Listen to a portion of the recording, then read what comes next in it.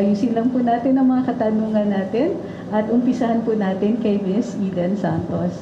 Ayun, dahil po ako mag-isang babae, nagkasundo kami tatlo. Ayan, ladies first daw po, Mr. President. So, kumusta na nga po ang inyong gising ngayong umaga after the proclamation mo na kahapon? Well, wala, official na talaga eh. But we have not, hindi naman namin na mula nung May 9, May 10, nandito na kami. We were already trying to put together the government, the next administration. So, pero siyempre, very significant yung kahapon. At kahit pa paano, it's slowly sinking in na eto na talaga yun. But anyway, it also became productive because nakausap ko na yung mga legislators natin at sinasabi ko na sa kanila, ito yung mga dapat natin gawin, ito yung mga hihingiin ko sa inyo.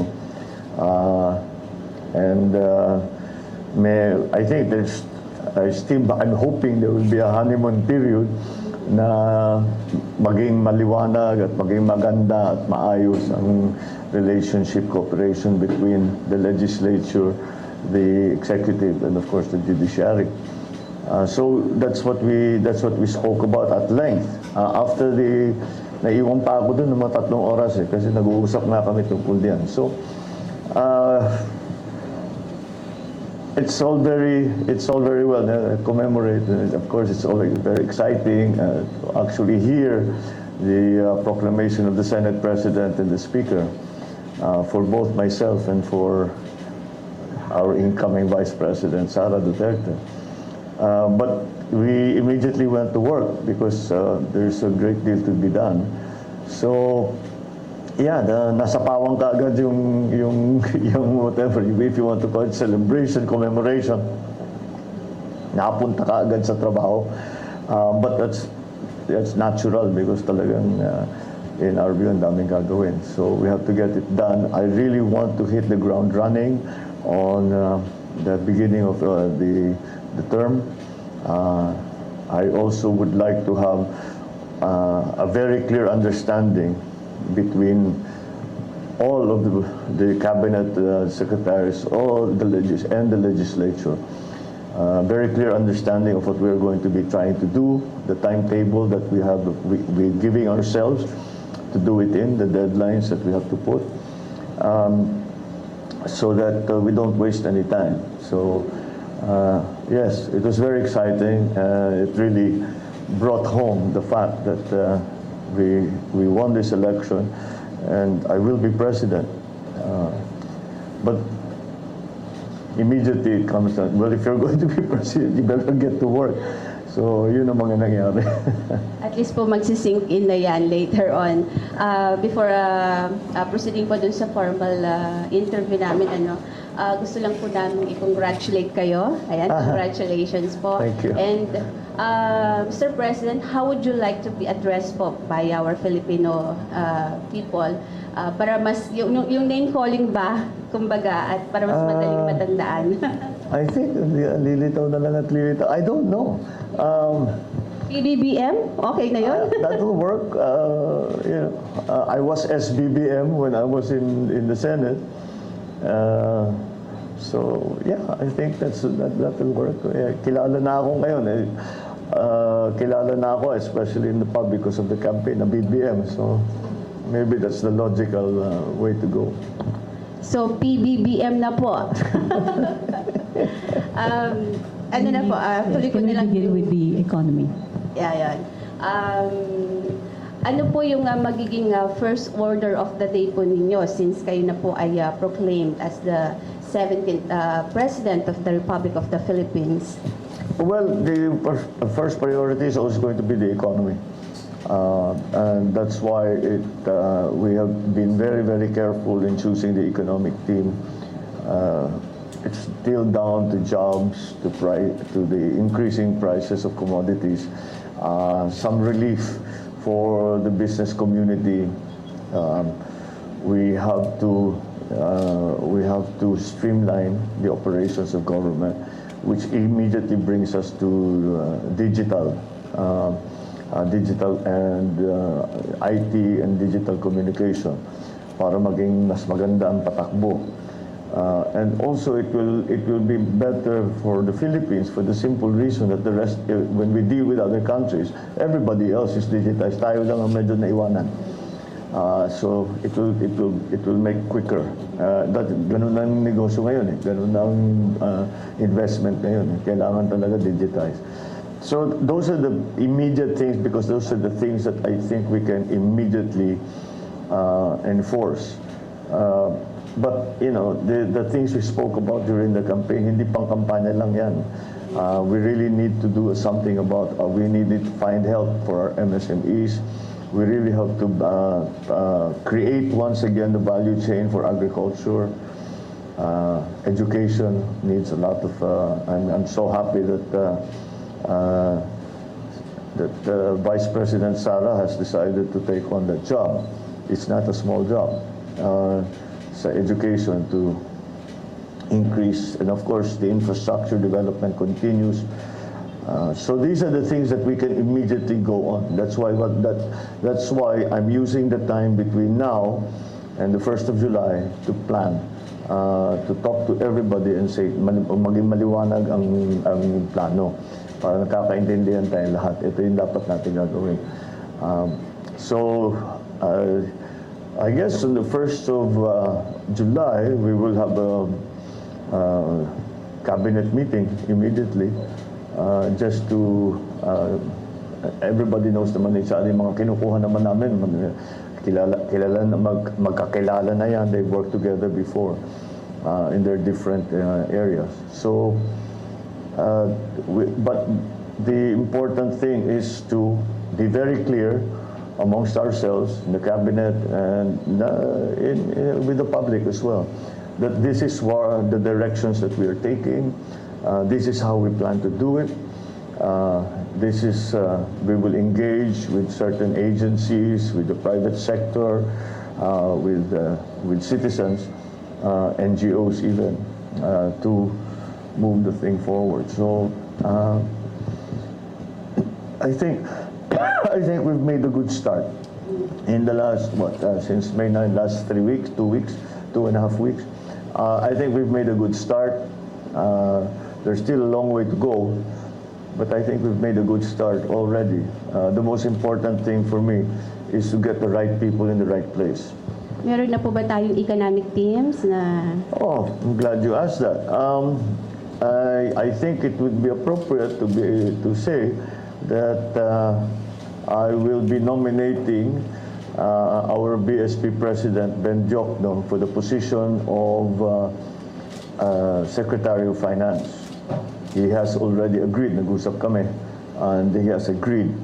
His place in the BSP will be taken by Philip Medalla, who is going to be who will take on his unexpired term, which lasts until yung term talaga ng BSP president hanggang is in this case is until July. So at the very least he will be there. I have asked Fred Pascual to head the DTI, and he has agreed. We talk about the economic team, and maybe normally we don't consider this department part of it, but it is going to be part of it. I am intending to nominate Manny Bunuan for Department of Public Works and Highways. He has spent almost his entire professional life in the DPWH. I know him very well, so I think he will do. I know he will do a good job. So those are the things that we have decided. I know the economic team is critical, and that is what people are looking to. I think we have found the best people for it, who are able to look forward and to anticipate what the conditions will be for the Philippines within the rest of the world in the coming years. Thank you, Ms. Santos. Mr. MJ. Sir, congratulations. First of all, Thank you. Yung management namin ay nagpapabot po ng pagbati sa inyo pong panalo. And especially my big boss, Reverend Dr. Pastor Apollo C. Buloy. Well, I thank him. But he was a very big part of what we were trying to do. Kasama ka naman lagi.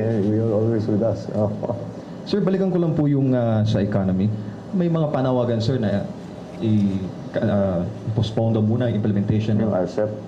RCEP and also, sir, dagdag ko mamaya yung oil excise tax. Yung?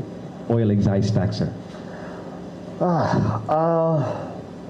Okay, let's do RCEP first. Sa aking pananaw, let's have another look at it because the RCEP is a very fine thing. Ako talagang a great proponent, believer in trade. Hindi talaga tayo, walang yumaman na bansa na hindi maganda ang kanilang trade. Meron silang manufacturing, marami silang ine-export. They are very involved in trade. All the great economies in the past 200, 300 years, it really came down to trade. So that's something that we want to encourage, and what RCEP seeks to do. Now, the only stumbling block, the only possible stumbling block there is that it's all very well to trade if you are in a competitive position. And I do not know that our agricultural sector is sufficiently robust to take on the competition that the opening of the markets will cause RCEP. So let's have a look at it again and make sure na hindi naman malulugi ang ating agri-sector. Pagka reratify na natin yan, dapat handa na yung sistema natin na makipag-compete. Dahil kung hindi talaga makipag-compete, masasapawan sila. Mawawala yung ating mga local and panay na lang ang import natin. And we don't want that. If we want to beef up the agricultural sector, we want to have sufficient food supply for the Philippines in case of any crisis. We should really learn our lessons from the pandemic that wag natin pababayaan yan. Dahil pag may dumating na krisis na ganyan, ramdam na ramdam ng tao, kulang ang pagkain for various reasons. So anyway, sa RCEP, tignan natin ulit exactly what will be the effect, pag-aralan natin na mabuti, that if we ratify it now, what will be the effect on our farming community, our farmers especially. They need protection. Hirap na hirap ang mga magsasaka. And how will it impact what our plans are to, as I mentioned earlier, create the value chain for agriculture once again. So that is my view on RCEP. Pag-aralan natin na mabuti. Pagkaya ng ating magsasaka o suportahan natin ng gobyerno at kaya na sila mag-compete, di i-ratify na natin yan. But let's protect our farmers. Sir, sa oil excise tax, Yung oil excise tax, I think there are other ways to handle the increase and the disturbances that we are having in terms of the petroleum products that we are importing. We can support those areas na tinamaan kaagad ng pagtaas ng presyo ng langis. Number one there was transport. And this is important because transport is going to be critical in the resurgence of the economy. And the reason I say that is because nakikita na natin, there are what we keep talking about supply chain problems that have arisen post-pandemic sa ibang lugar. I don't consider us post-pandemic yet. I think we are still hopefully at the tail end. But nonetheless, nakikita na natin in other countries na yun ang ginagawa na nagkakaproblema doon sa transport situation. Because COVID changed everything, we tried to go back nung bumubukas ang mga ekonomiya. Sinubukan nating bumalik doon sa dating gawin. Hindi na maaari yun. We have to do it in a different way. And we have to be more creative and more aware of what the future global economy is going to look like. So in terms of oil excise tax, I think we still have to look at that very well. If there is a commensurate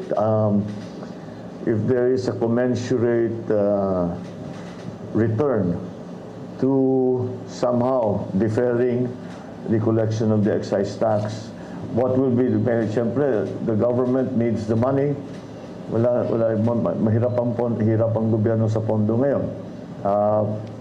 The government needs the money. Pero kung talagang makikita naman, may ano naman yan eh. Pag sinabi mo, tanggalin natin yung excise tax o bawasan natin yung excise tax, ano yung magiging effect doon? Talaga bang worth it ba na mawala yung pondo o yung income ng gobyerno? Kasi mas magiging maganda naman ang effect sa ekonomiya and makabawi tayo. So we'll have to study that. It's still a cost-benefit analysis. It's not simple, but that's what we will have to do. But of course, that will be one of the areas that will be under intense study in the first few weeks, because we really have to see our fiscal policy, how we handle it, and we have to be more analytical in the way that we impose new taxes or withdraw old taxes or amend the tax structure to see that there will be, as I said, a commensurate advantage perhaps in another part of the economy. But kailangan meron naman talagang may balance naman. So kasi pag nawala ka agad dyan, wala naman tayong pangbigay ng tupad, wala na tayong pangbigay ng ayuda, kailangan pa rin ng tao yan. But if the economy is ready, kahit kunin mo yan, may trabaho na, then perhaps we can think about it. Thank you, MJ. Mr. Martin. PBBM, sir. Yes. Good morning. Good morning. Our debt stands at 13 trillion right now. May pinropose po ang Department of Finance na fiscal consolidation plan that Correct. details measures for revenue generation para matugunan tong utang na to. It includes deferment of personal income tax reduction, limiting VAT exemptions, and excise tax. Yes. Where do you stand on these tax measures? I think that's an examination we really have to undertake. I mean, just for what I hear from legal practitioners, we have to codify our tax. Kasi yung tax natin, it has evolved over many administrations. And what I will try to apply is that there will be hindi lang yung kuha tayo dito sa sin tax, kuha tayo dito sa oil, kuha tayo dito sa housing, kuha tayo dito sa cooperative. Hindi, kailangan talaga may plano tayo. So gagawin natin yung plano natin, and the fiscal policy is going to follow that. Now, in my discussions with our legislators yesterday, we are trying to create some fiscal space so that to reduce the load on ordinary citizens, and maybe move the load up, the tax load up, and there are also distribution of wealth implications to that, which are very, very important. It's one of the areas that I think we have to work on very, very hard. The distribution of wealth dito sa Pilipinas has not been very equitable. And so that's something that the fiscal policy will hope to balance, achieve a better balance. So we must approach all of these things. The economy is a living thing, and you cannot just look at one area without trying to anticipate what the real effect will be for the entire economy and for. So we have to, the point I'm making is that we have to have an economic recovery plan, and the fiscal policy will follow that.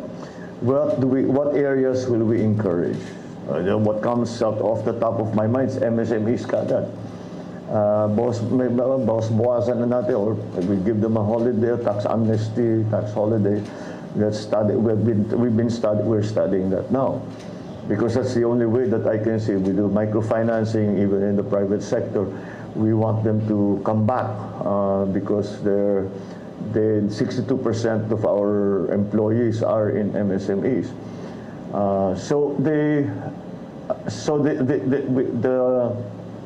The agriculture also, yung ating ayuda, the fertilizer that we buy, urea, is petroleum-based in terms of pricing, and it's imported.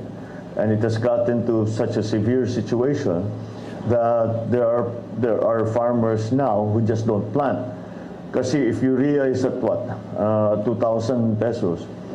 Sabi nga, hindi naman kami kikita eh. So, huwag na lang. Di ba? We'll do something else. Mangingisda lang kami, or we'll do something else. And that doesn't bode well for our plans for developing agriculture. So, whatever fiscal policy is going to be, whatever changes in fiscal policy that we are going to undertake, it will have to come, we have to examine it we have to think it through properly. So, yung mga pabigla-bigla na tinataas, binababa, hindi natin magagawa yun. Dahil kung gawin natin yan, it will, if there are too many moving parts, you cannot anticipate what will happen. And so, we have to be careful, and there are many variables. Move the variables one by one. Huwag mong sasabay-sabay, kasi then you don't know what's happening. We just followed, I guess, the scientific method. So, my approach to the fiscal policy first is to codify it, to make it simpler, to make it more understandable. Number one. Secondly, is to reduce as much of the tax collections from those who are suffering from the pandemic, the effects of the pandemic. That means MSMEs, agricultural sector, transport, yung mga ganun. So, babawasan natin. Let's hope we can raise funds in another area and use it there. So, then again, very important to me is the distribution of wealth issue. So, that will also be part of the thinking that will obtain when we talk about fiscal policy. So it's difficult for me at this point. I'm trying to answer your question, but it's difficult for me to answer your question because I cannot talk about specifics, because they will all be part of a larger economic plan. Of course, but the general principle that we will apply is to give opportunities to those that have suffered, maybe by lightening the tax liabilities that they are required to pay. But again, we have to see what the effect will be for the rest of the economy, for other sectors of the economy. So, yes, fiscal policy is going to, monetary policy is also, now that you mentioned monetary policy is also, I was just watching the news before I came here, marami na talaga nagtataas ng interest rate around the country. So, this is what we were talking with BSP President Ben Jokno, if we're going to raise interest rates, if our investment rating will change, kung bababa ba yan, or can we do something to keep it? But he seems optimistic, and to an extent, I share his optimism, and I think we can do it. But we have to be very, very, how do you say? We have to be very circumspect about making sudden changes, because as we've seen, all of these sudden changes have had some unintended consequences in other parts of the, hindi mo na maakalain, may pumutok doon kasi dito may ginawa ka rito. like I said, the economy is a living thing, and it's always a work in progress. So we'll continue to examine all of that. Yeah. Sir, very crucial in revenue generation are the bureaus of customs and internal revenue. My first question, meron na po ba kayong napili o nakausap? Na Well, muna let me ng mga put it executive? this way, dami kong aplikante for customs and BIR. But you're right, critical yan. We have to increase our collections both in the BIR, both in in customs. Sa customs, marami nag-a-advise sa atin, marami naman na maaring gawin. We are talking about buying equipment, the ADB, the World Bank has given us much equipment di masyadong nagagamit. We have to increase that.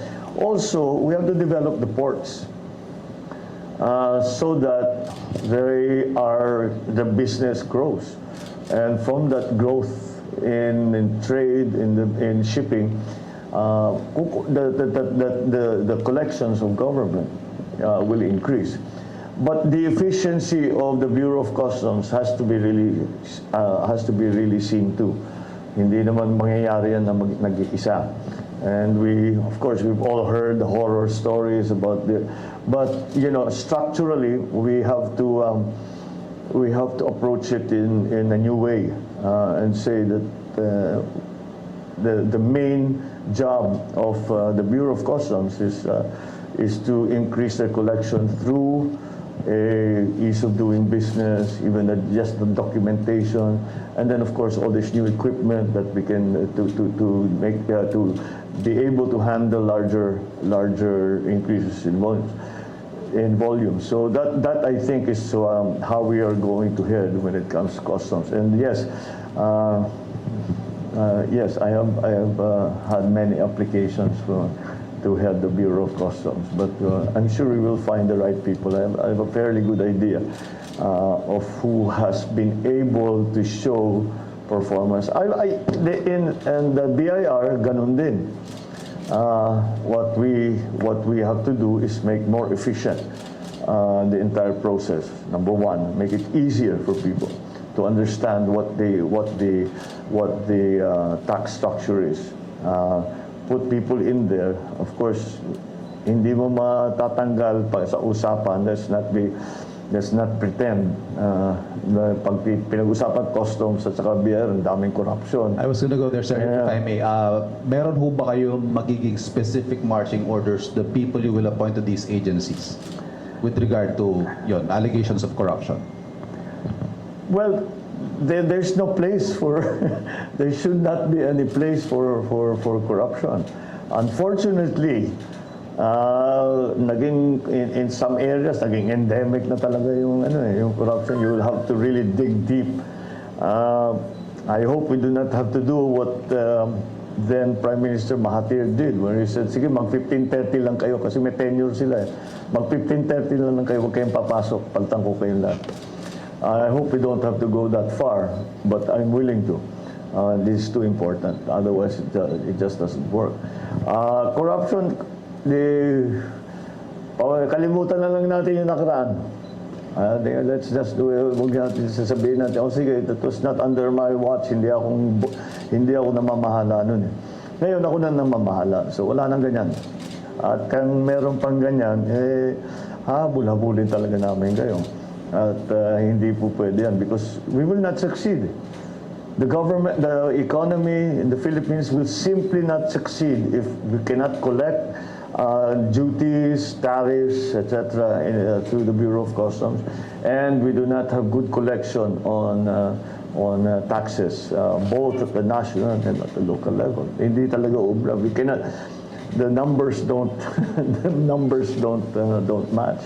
So that's why it is very, very important, and we have to, at the very least, reduce the corrosive influence of corruption in government as a general rule. Ms. Eden, on appointments. Sa DICT po, PBBM, meron na po kayong napipisel kung sinong ilalagay nyo doon. Since sabi niyo po kanina, priority po ninyo yung digitalization. Yeah, I have already a person there, but we are still trying to put together the plan. Siguro within this week, pwede na namin. Kasi inaayos pa lang namin. Kailangan kasi para sa akin, bago pa tayo mag-nominate, maliwanag na kung ano yung kailangan namin gawin. At kung paano gagawin, ano yung timetable. So yun ang nililiwanag ko pa naman sa ngayon. It really is at this stage, the ICT, it's technical. Ano ba yung kaya natin gawin? Where's the technology now? Who can help us with that technology? So we're trying to figure that out. Because yung digitalization affects every single agency in government, both national and local. And until we do it, yung efficiencies natin, yun, corruption na naman ng maraming sources of abuse. And certainly, yung ease of doing business lang. Yung tao naman, hindi naman dapat papupuntahin ng 20 opisina. You spend 3 days para makuha lang mga pirma na lalapit-lapitan pa ng mga fixer, kailangan tanggalin natin lahat yun. So, and digitalization will be key to achieve that. So, let us lay it out first between ourselves, and then I will explain to you soon what the role the DICT is expected to play and how it will do it, and who will be in that department. Doon lang po sa ito yung pinaka-concern ng ating mga mamamayan, yung napabalita na po na maibababa sa 20 pesos ang kada kilo ng bigas. That's the aspiration. Paano po natin yung gagawin po dito? Ibubuhin natin yung value chain na pinag-uusapan ko sa Kausap ko na yung mga ibang trader. Baka pwede nating i-hold ng ilang buwan yung presyo ngayon. I think we'll be able to do it as a first step. But in the long term, we really have to fix our value chain. That's the only way. Ngayon, ang nagiging problema, one of the problems that is popping up in agriculture, yung edad ng ating mga magsasaka. I'm sure you've all seen the statistics, it's 56, 57, whatever. But that's not the good number, that's too high a number. And unfortunately, ang mga farmer mismo nagsasabi sa kanilang mga anak, wag kang mag-farming, ang hirap ng buhay na ito. Mag-aral na lang kayo, magtrabaho kayo sa opisina. Kaya kami naghihirap dito para hindi nyo na kailangan gawin ito. And that's why young people are not coming into agriculture. Now, how do we change that? We must employ new technologies. It has to be industrial farming. It has to be, ang dami naman bago. Especially with the advent of global warming. Nakita niyo ba itong taon na ito? Naintindihan niyo ba yung weather? Kung kailan yung tag-araw, kailan yung tag-ulan. Sinasabi ng Pag-asa sa atin, tag-araw ngayon, pero panay naman ang ulan. Sinasabi nila, tag-ulan na, hindi naman umuulan. So, talagang masyado na magulo. That's why we need high-tech solutions. And that will bring younger people in. Because we're not talking anymore about traditional farming only. Of course, you will still have to put seeds into the ground. But marami ng bagong technologies that are developed by younger people. And so they can get involved in agriculture again. Like I said, COVID changed everything. We cannot depend on the old system. We cannot depend on on business as usual. That would be a disaster. The pre-pandemic world is never coming back. That is a hard truth that we all have to accept.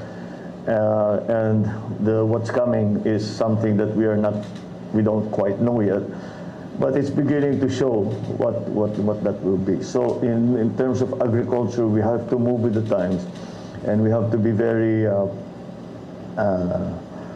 open to new strategies, new technologies, new techniques.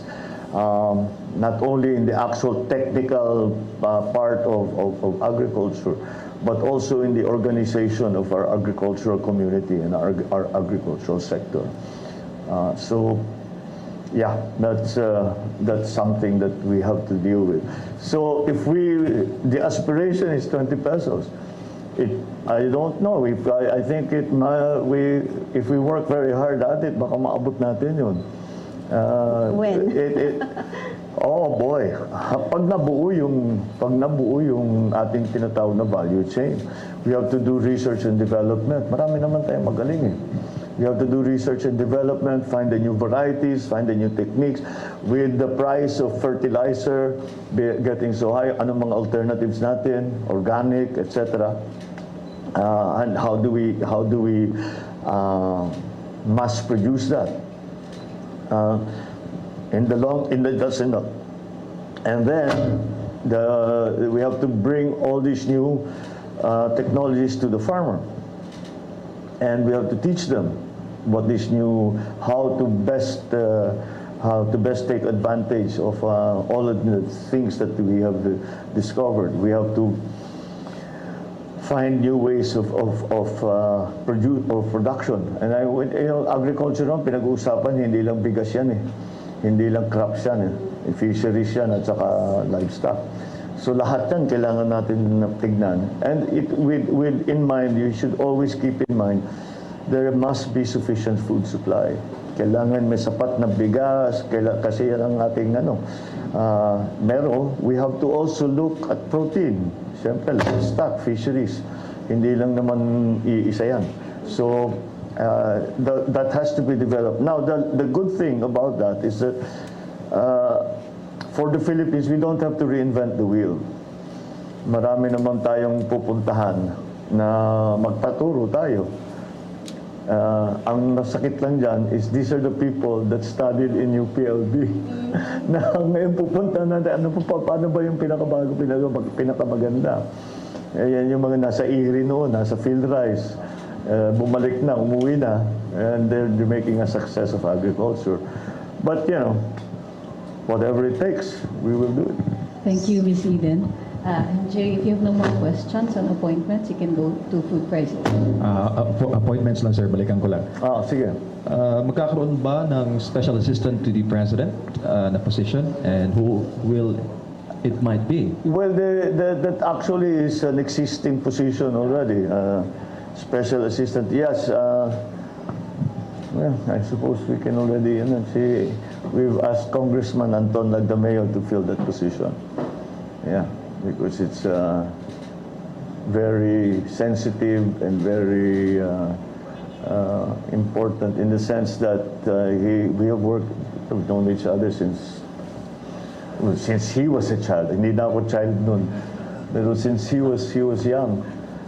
So he knows me very well. He has been with us, working with me for past 10 years, mga ganon.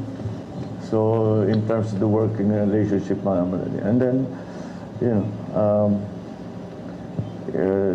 between the two of us, siguro we've already found the modus vivendi. So that should be an easy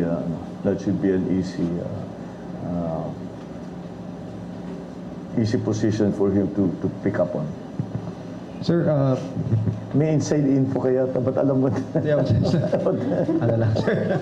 Sir, si Deputy Speaker Marcoleta, what will happen to him? And recently, Vic told us, the media, na there's an offer for Professor Clayta Carlos to join your cabinet rank. Anong update sa kanya, sir?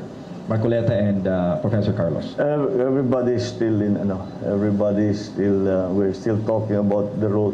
Because ang approach ko naman sa lahat na nare-recommenda o napupunta sa akin is, first of all, where do you feel, marami naman nagsasabi kahit saan, basta ilagay mo ako kahit saan. Marurunong naman, magagaling naman. And I always ask them back, I said, where do you feel you will be the most useful? And so all of that, si Kadante Marcoleta, I asked him the same question, and I'm waiting for his answer. So, but definitely, with his legal prowess, I think that he will be of great use to us. Now, I understand that in his particular situation, meron pa siyang opportunity mag-congressman. Oo, dun sa party list. So, he will have to decide that. That's his decision to make. So, pag-uusapan namin ulit. The professora, of course, we've been in consultation with her and asking her. And again, it's the same question. Where do you feel that you will be the most help? And again, we're waiting for that answer because alam naman natin na marunong naman si professora. She at least especially in terms of foreign policy and international politics, talaga maraming maitutulong. Solgen, sir. Sino ang Solgen mo? Sorry? Solicitor General. Sa? Solgen. OSG. Which one? Solicitor General, sir. Social welfare. Huh? Office of the Solicitor Solgen. Oh, okay. Hindi ko naintindihan. Okay. Marami din eh. Ang daming magagaling. We are lucky in that marami nga na who are some of the legal luminaries have expressed their willingness to join the government, and that's one of the offices that we're talking about. That's going to be very important. I'll talk to. We will. Hindi pa finalized. Hindi pa finalized ang sino magsusol dyan. Do you have a question on food prices? Para matapos na tayo. Okay. Isa ho sa mga immediate na problema nga harapin ng inyong administrasyon ay ang sinasabing food crisis ng Department of Agriculture. In fact, just this week, laman po ng balita yung kakulangan sa patatas. And then, ang sabi ng Philippine Chamber of Agriculture and Food, maaring last quarter po ng taong ito ay maramdaman natin ang husto itong food shortage dahil sa taas ng presyo ng fertilizer, farm inputs, mataas na presyo ng trigo. Ano ho ang inyong mga concrete plans para masiguro ang sapat at abot kayang pagkain sa lahat ng Pilipino? We have to just increase production and baka mapilitan pa rin tayo mag-import. The importation was forced on us because our production, the problem is that the production was not sufficient. Since the production was not sufficient, to keep the prices down to an affordable level, we have to import. And nasa crisis tayo. We're in an emergency situation. So we may have to continue to do that. But in my view, not only for import substitution, I think we really have to help the agricultural sector. In the immediate future, yung mga inputs, kailangan nating tignan what can the government do to support the inputs. The biggest component now is urea. And again, exactly as you mentioned, 2,000 pesos, hindi nila kaya talaga. So maybe there is a way that we can come to an agreement with some other countries, not to buy in bulk or to somehow defer payment, all of these things that we will have to do because it's a crisis. So we have to bring down the price of inputs if we are going to increase production.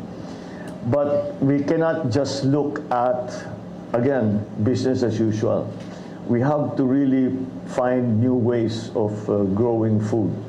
We have to find new ways for the livestock. We have to find new ways of fisheries, both coastal and inland. There are many opportunities there. So I think that's something that we must pursue. But again, as I told you, in the immediate future, we have to support the farmers, and the problems with the inputs now we cannot change immediately. But immediately, what we can do, as I said, is to find sourcing of the inputs that again we will have to import. I mean, it hurts to say it. It hurts to think it, but we are in an emergency. Napabayaan talagang agri. May pondo po ba tayo para sa pag-aangkat? Sa Pag-aangkat. I think we'll be able to do it. Hindi naging maliit na bagay yung gera sa Ukraine. Because doon tayo, hindi yung wheat na sinasabi, hindi yung problema yung para sa tinapay, yung wheat sa feeds. Yun ang nagiging problema natin. So these are events that are completely beyond our control. So we have to find other ways. So can we import somewhere else? Can we make an arrangement somewhere else? Like we did with oil in the 70s. Na kinausap natin yung mga oil producers. And sinabi natin, bigyan nyo naman kami ng magandang option. And we will have to do that in the meantime for the agricultural inputs. Pero kailangan talagang paspasan lahat yung mga research and development, lahat ng yung sistema ng pautang. I think that's one of the areas that we really want to look at. Unfortunately, Land Bank has converted itself not into an agricultural bank anymore. It really operates as a commercial bank. So maybe we can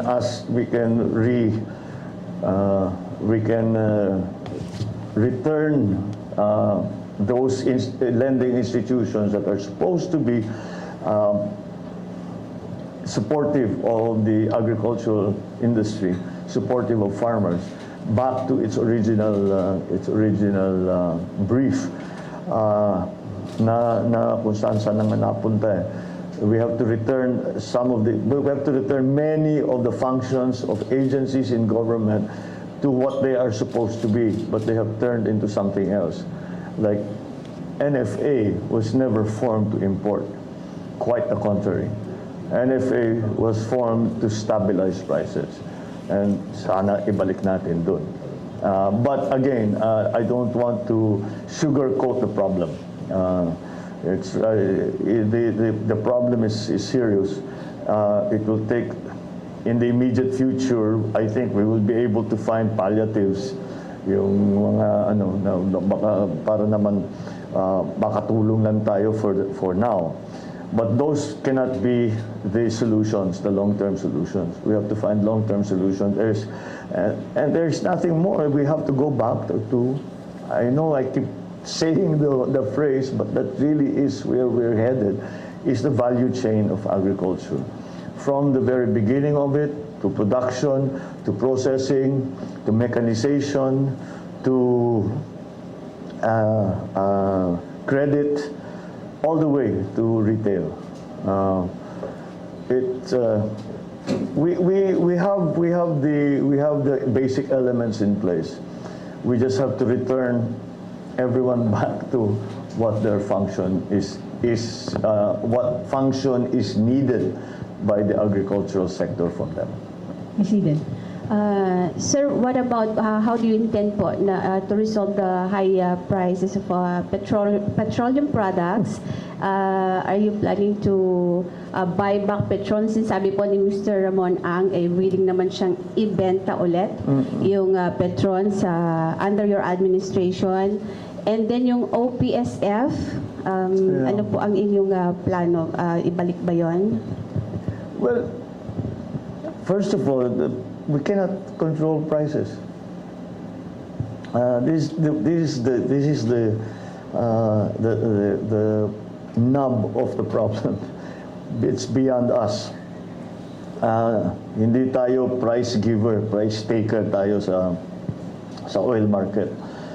So kung ano ang mangyari, when OPEC decides to do one thing, OPEC decides to do something, we just have to accept it and we just have to take it. What we did, as I said, but if I remember correctly, and actually I was part of the effort, was when the 1973 oil crisis hit. What we tried to do was to make more beneficial arrangements.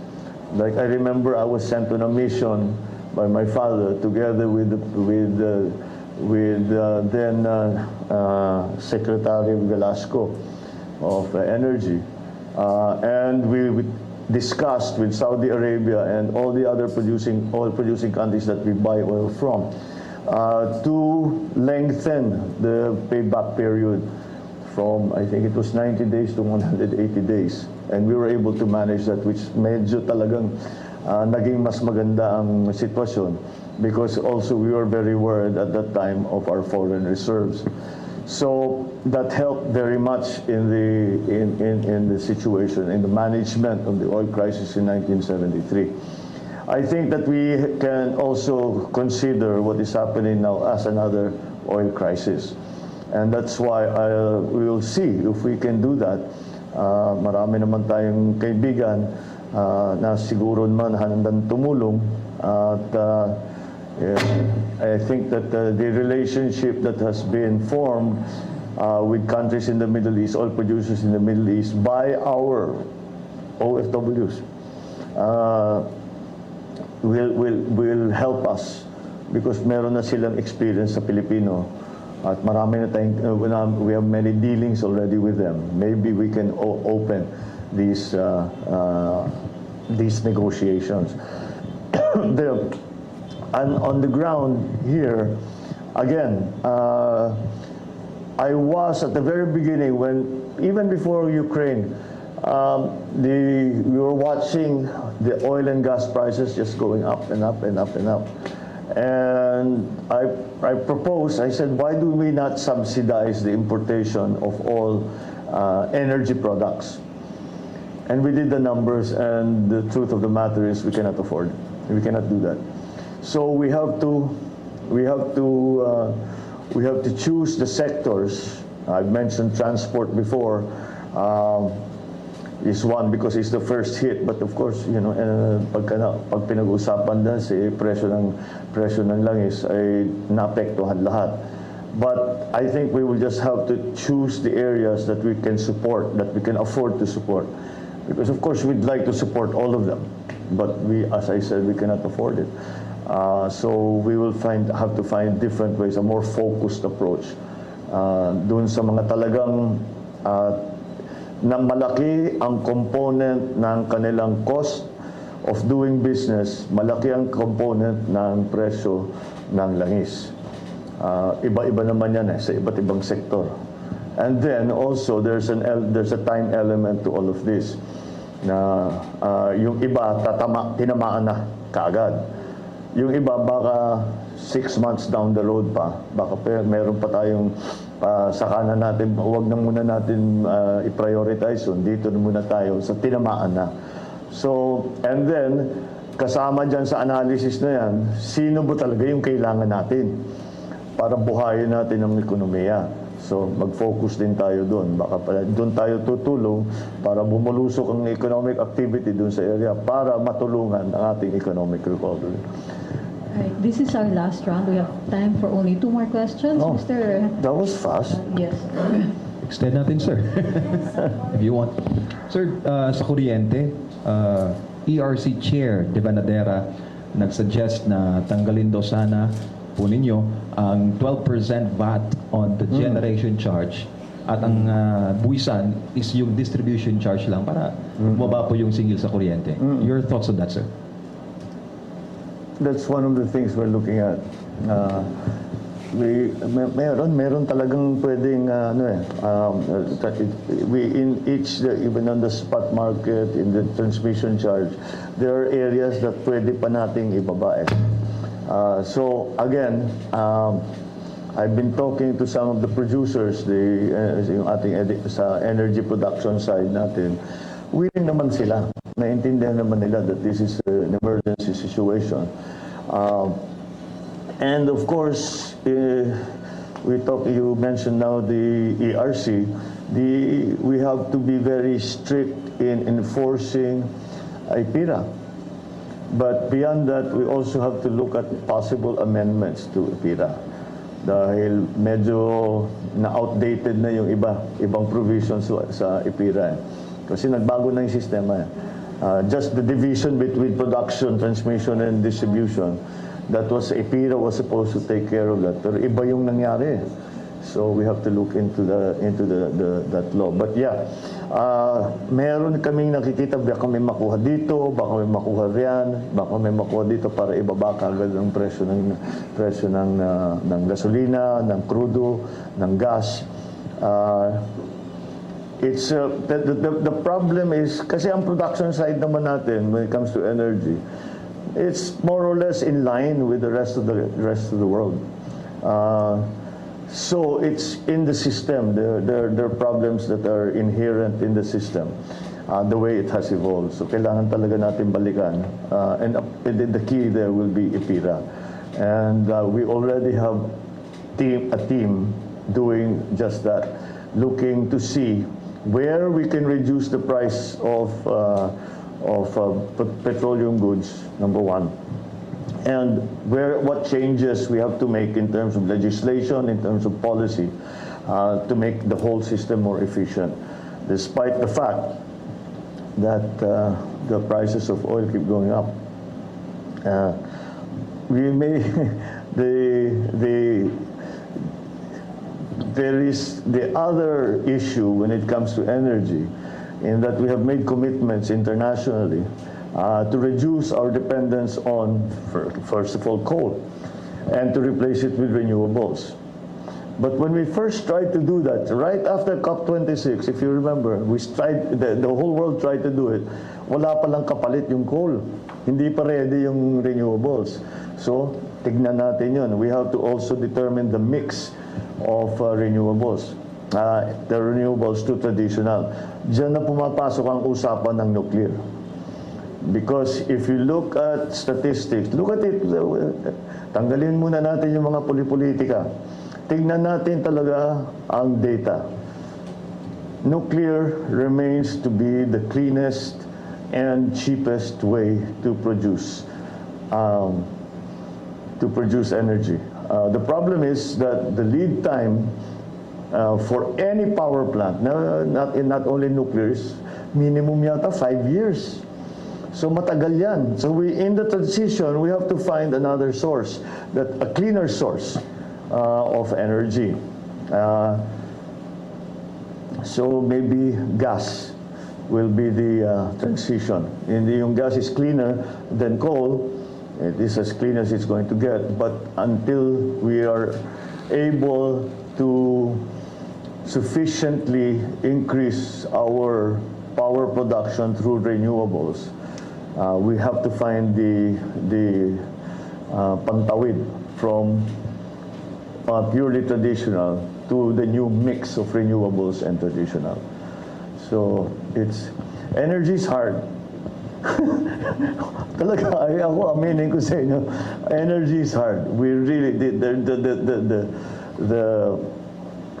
the world situation, the local situation, the way that we have evolved our systems, it can be quite complicated. So we have to really come up with some good strategies there. But in general, we have begun to see areas where that may potential na dyan tayo kukuha, may baba natin ang presyo ng singil sa kuryente. Okay? Last question, Ivan. Yeah, sir, on foreign policy. Okay. Yung may patuloy po mga reports ng incursions, even spying sa internal waters ng Pilipinas. Ano ho ang magiging position ninyo with regard to asserting our sovereignty in the region? What is your position on the arbitral ruling, and how will you enforce it? Well, in terms of sovereignty, there is no wiggle room there. Our sovereignty is sacred.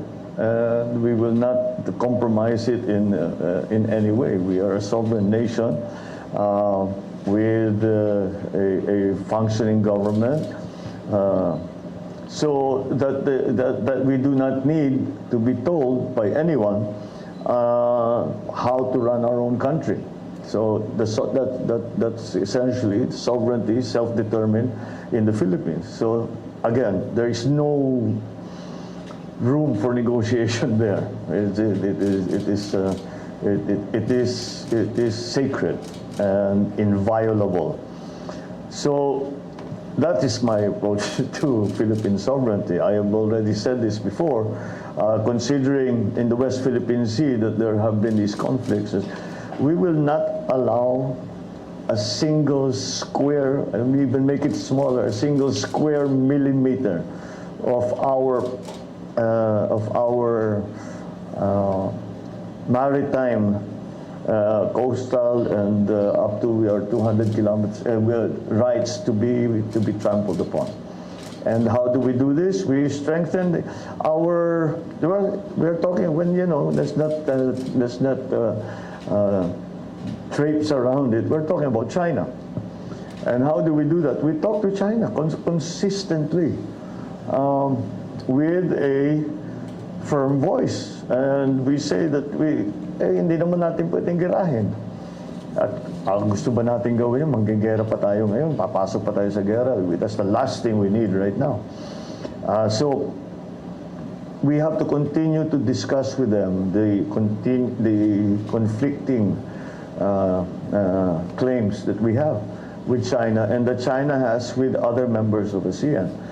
And I think ASEAN is still going to be a very critical part of that discussion, of that. But nonetheless, we also have to continue to pursue bilateral contact and communication with China. In fact, this is what I mentioned when I spoke to President Xi. When he called me to congratulate me on winning the election. I immediately went and I said that we have to continue to talk about this. We cannot be allowed to. This cannot be allowed to fester and to become more severe in terms of a problem between our two countries. So that's why in foreign policy, the Americans now, of course, have a very strong global interest, strategic interest in the region with the rise of China and their view that the West Philippine Sea is a critical part of the trade routes, which it is, and that's why it's so important. Trade routes for shipping in the region. So we are a small player amongst very large giants in terms of geopolitics. So we have to ply our own way. I've said it before, I'll say it again. I do not subscribe to the old thinking of the Cold War, where we had the spheres of influence, where you were under the Soviet Union or you were under the United States. I think that we have to just find an independent foreign policy where we are friends with everyone. It's the only way. The closest part of China to my province, Ilocos Norte, is 600 kilometers away. We have to be good neighbors, and we ask them to be good neighbors to us as well. It was of mutual benefit to our countries. Now, the role that the United States is going to play, well, we define that role very simply. It comes from our traditional relationship with the United States, which has been very strong and very advantageous to both of us, both the United States and the Philippines, over the past 100 or so years. So that's how we define that. So we must maintain that balance. I think we are not. I don't think we are the only country that's having to do that. And again, the partnerships that we make within the region, ASEANs primarily, are going to be of critical importance when it comes to that. So we have to make those. As I told the ambassadors when they came, not only economically but geopolitically, as we emerge from the pandemic and the crisis that it brought, we have to form alliances and partnerships, because no country can do this, can recover or can change foreign policy on their own. Can change the geopolitical situation on their own. And that's why we have to forge partnerships. And those are the partnerships that will keep things stable. And that's my belief and that's my approach. Last na lang po yung arbitral ruling. Patuloy po ba natin to igigit? Ay, hindi na natin. Nasa atin na yung arbitral ruling. So we will, of course, we have a very important ruling in our favor, and we will use it to continue to assert our territorial rights. It's not a claim; it is already our territorial right, and that is what the arbitral ruling can do to help us. Ma'am? We have Last. 10 minutes. Okay. Sir, may request kasi ang ating mga kababayan nanonood. Meron daw po ba kayong mensahe sa kay President Duterte na inyo pong papalitan sa pwesto, sir? Well, yung mga pinapag-usapan namin, bago pa ng-eleksyon, ay sinasabi niya, basta itong mga bagay na ito, ituloy mo. Please, that is the request that sabi niya, it's so important to him. And it's still, siyempre, yung kanyang priority has always been anti-drug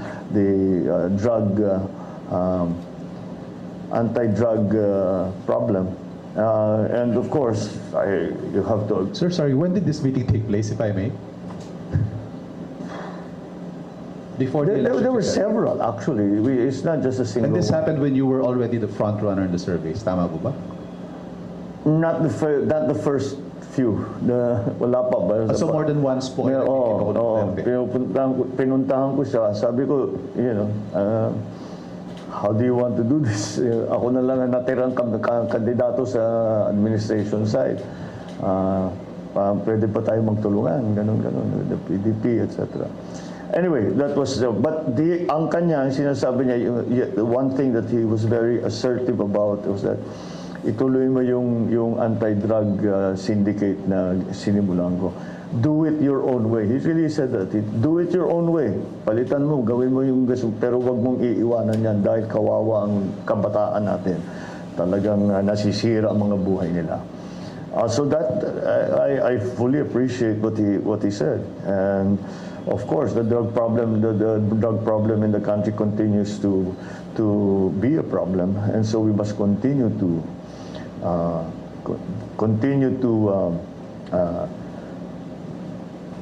look that way. So foreign policy, of course, the president, si PRRD, has taken a very, slightly unorthodox approach. But again, balance is his thing. So we agree on that. In terms of the economy, the last time we spoke, he said they were discussing yung increase from 200 to 500 sa ayuda.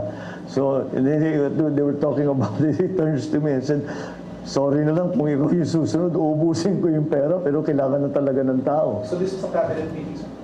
No, it was just a very casual discussion. But he was, si PRRD, he likes to throw it out there to see how people react and to see if how it should be changed. And I was just a bystander. I was just watching.